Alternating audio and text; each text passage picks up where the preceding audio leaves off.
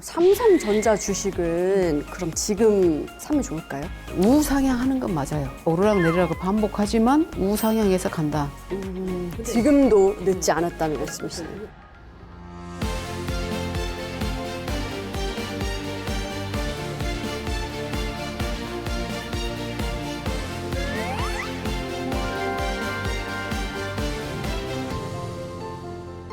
복셋을 살 오늘의 주제는 뭐죠? 미래산업의 쌀입니다. 미래산업의 쌀이요? 요식업 이런 걸 관련된 건가요? 의원님 나와주세요. 예. 안녕하세요. 안녕하세요. 반갑습니다.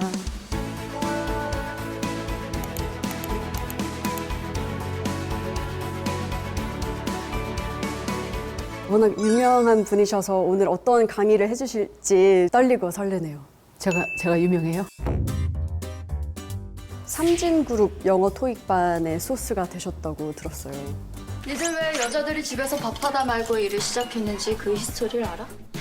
싸니까. 사실 저도 그 영화 보고 제 이야기를 이렇게 모델로 했구나.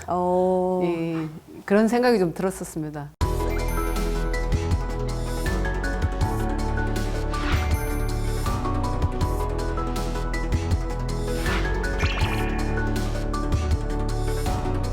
오늘의 주제가 미래 산업의 쌀이라고 들었는데 어떤 이야기죠? 그만큼 우리 생활에 꼭 필요한 또 우리 생활의 필요함을 넘어서 대한민국의 주권을 지킬 수 있느냐 없느냐 그 정도의 안보의 어떤 아젠다가 돼버렸기 때문에 정말 중요하고 쓰고 계시는 스마트폰을 포함해서 네. 모든 전자기기 그뿐만 아니라 4차 산업혁명이라고 일컬어지는 인공지능, 그러니까 AI, 그리고 5G, 6G 통신, 네. 그리고 모빌리티, 그리고 뱅킹, 그러니까 모든 산업에 기본적으로 필요한 기술이 반도체.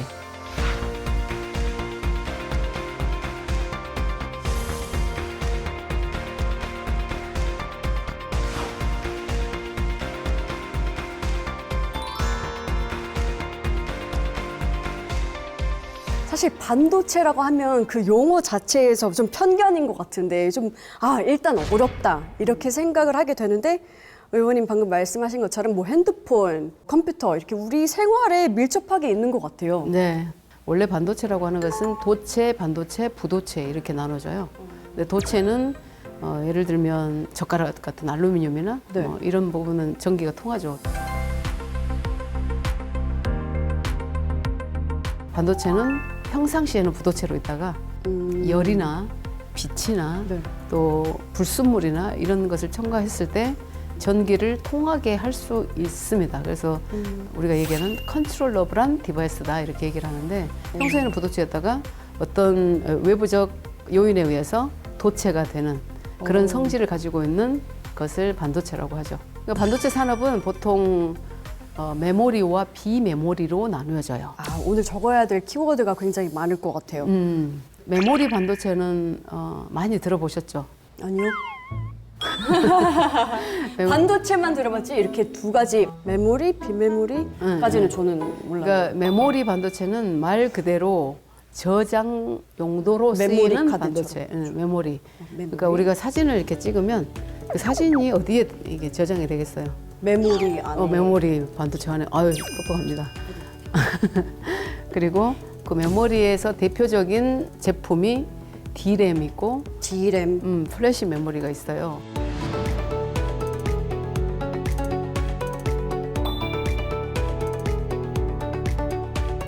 이런 용어도 기억해야 되는 건가요? 네이버 형님한테 물어보면 다 소상히 가르쳐주고 요즘에는 챗 GPT에 물어보면 아주 자세히 알려주기 때문에 채트. 맞아요. 챗 GPT 답장도 빠르더라고요. 네. 마음에 들어요. 열심히 하셔야 돼요. 근데 안 하면 안 알려주니까 열심히 물어봐야죠. 그렇죠. 열심히 물어봐야죠. 그리고 비메모리는 연산 처리 반도체라고 보시면 되는데 연산하고 처리하는 기술을 담당하는 반도체는 비메모리 반도체 이렇게 구분을 하고 있습니다.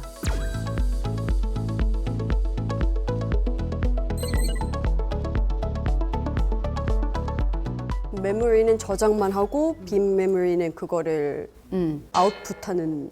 그러니까 연산 처리 계산하고. 아, 계산하고.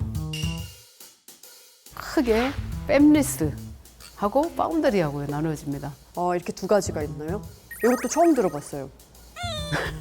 팹리스는 말 그대로 팹이 없는, 그러니까 제조 공정이 없는 주로 엔비디아 같은 회사가 세계에서 가장 큰 팹리스 기업이라고 보시면 됩니다. 파운드리는 이제 대만에 TSMC가 있죠. 그러니까 TSMC는 비메모리 반도체를 주문받아서 생산해주는 제조 회사라고 보시면 돼요. 근데 이제 지금 반도체 패권에 주요하게 다루어지고 있는 반도체가 메모리 반도체, 비메모리 반도체. 네. 비메모리 반도체 중에서도 파운드리. 파운드리, 그래서 패블리스.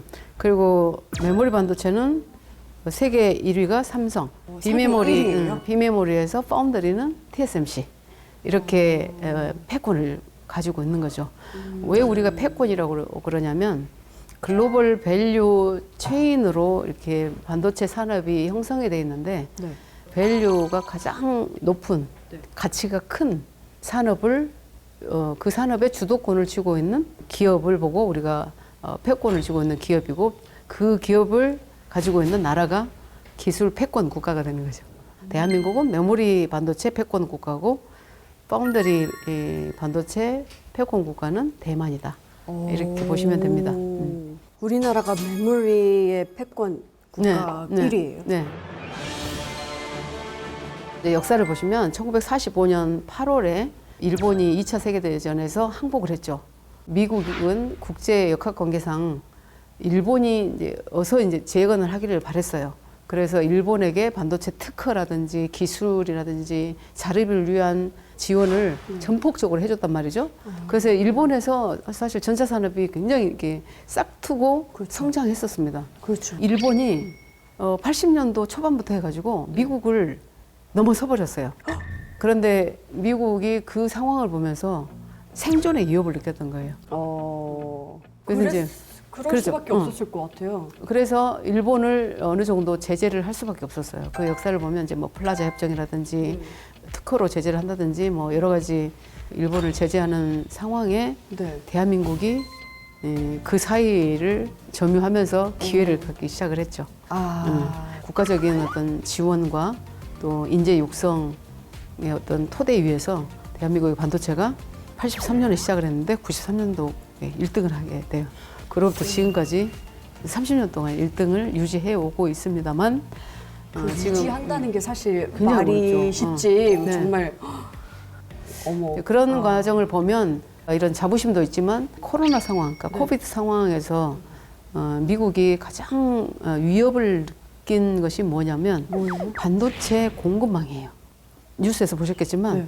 차량용 반도체 공급이 원활하지 않는 것 때문에 미국이나 전 세계의 자동차 생산이 올 스탑 될 상황에 있었는데 그런 위험한 상황에 직면하다 보니까 바이든 대통령이 보니까 이거 반도체 공급망에 있어서 미국이 생산 기지를 안 갖고 있다 보니까 위험한 상황이 앞으로도 계속될 것 같다는 거죠.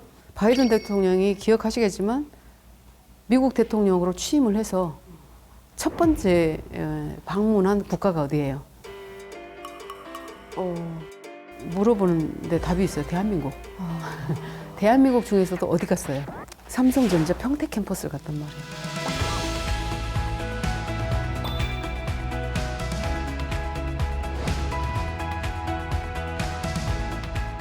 미국이 가장 필요한 기술이 반도체 기술이고 생산 기지가 필요하다. 근데 삼성 보고 그 생산 기지를 미국에다가 지어달라. 그럼 이제 미국에서도 우리나라의 반도체를 인정하고 산업 기지를 거기서 만들어 달라는 요청이었던 거죠.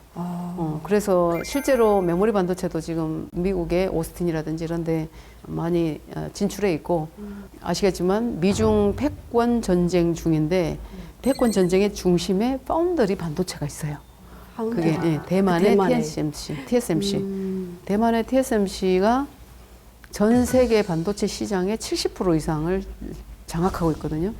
근데 만약에 미중 간에 전쟁이 일어난다면 중국은 대만을 자국으로 편입시킬 거란 말이죠. 그러면 이제 TSMC를 뺏기게 되잖아요. 그래서 그 상황이 도래하기 전에 TSMC만큼은 아니지만 그래도 파운더리 반도체를 감당해낼 수 있는 전 세계 시장을 감당해낼 수 있는 기업이 삼성전자란 얘기예요. 그래서 삼성전자에다가 요청을 하죠. 파운더리 공장을 미국에다 세워줘. 그러면 우리가 보조금, 세액공제, 인프라 다 지원해 줄게 이렇게 하잖아요. 그래서 삼성에서는 어떻게 해요? 미국에다가 반도체 공장을 지어주기로 약속을 합니다. 그게 260조를 약속을 하죠. 그게 우리나라에 지어지면 얼마나 좋겠어요. 우리 미래 세대들의 일자리도 제대로 만들 수 있고 기술 강국으로 우리가 가져갈 수도 있고. 근데 그게 이제 미국으로 넘어갔을 때 우리가 주도를 해야 되는데 만약에 주도하지 못하게 되면 결국 우리는 패권을 미국으로 넘겨주게 되고 우리는 새로운 식민지를 맞이할 수밖에 없다. 그 정도까지 위험하다라고 말씀을 드릴 수 있겠습니다. 얘기를 듣다 보니까 좀 궁금한 게 생겼는데요. 삼성전자 주식은 그럼 지금 사면 좋을까요?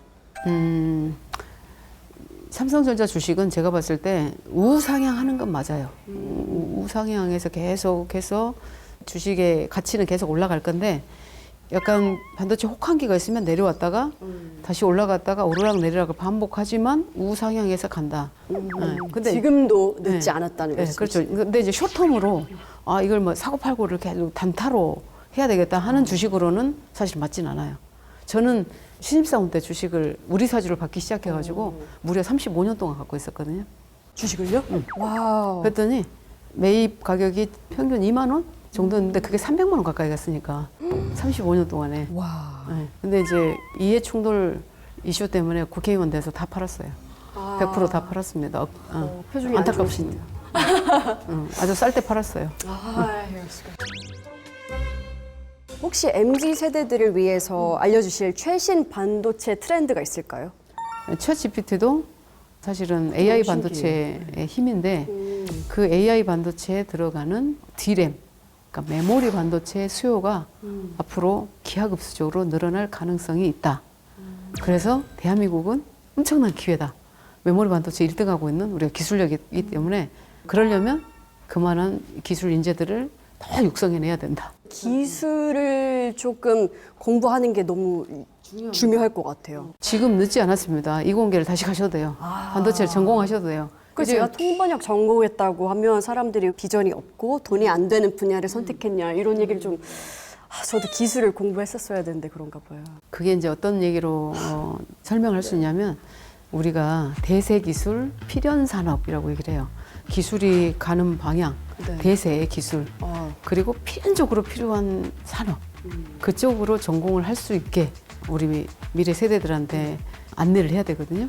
그렇지 않으면 사양 산업에 계속 공부를 하게 하거나 특히 통번역 같은 경우에 너무 죄송해요. 요즘에 기계가 너무 잘 챗 GPT가 다 해줄 거 아니에요. 그렇긴 하지만 저는 사람이랑 기계랑 같이 가야 된다고 생각해요. 그럼요. 그러니까 이제 지금 그 통번역을 할 수 있는 그 역량을 가지고 그 통번역기를 개발할 수 있는 어떤 소프트웨어 역량이 있다거나 네. 반도체 기술을 안다거나 그럼 훨씬 더 강력한 힘을 갖게 되는 거죠. 꿈을 가지셔도 됩니다. 평균 수명이 지금 몇 살쯤 되나요? 이제 150살이 된다는 거 아니에요? 100세 시대라고. 반도체 기술의 발전으로 눈이 나쁘면 눈을 갈면 되죠. 심장이 나쁘면 심장을 갈면 되죠.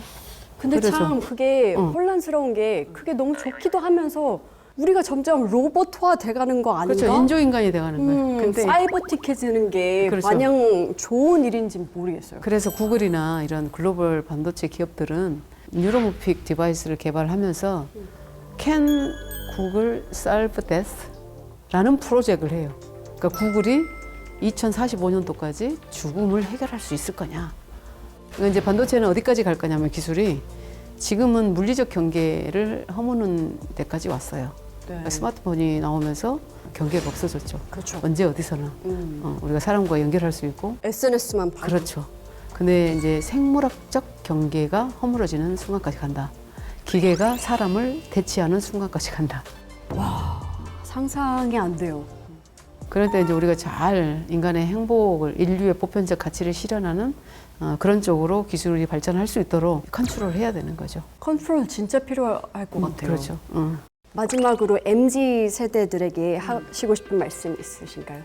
우리 젊은 세대들이 MZ 세대들이 어떤 길로 가든지 간에 대한민국을 수호하는 그런 길로 갔으면 좋겠습니다. 뒤에서 열심히 응원하고 열심히 지원하고 뒷받침해 드리도록 하겠습니다.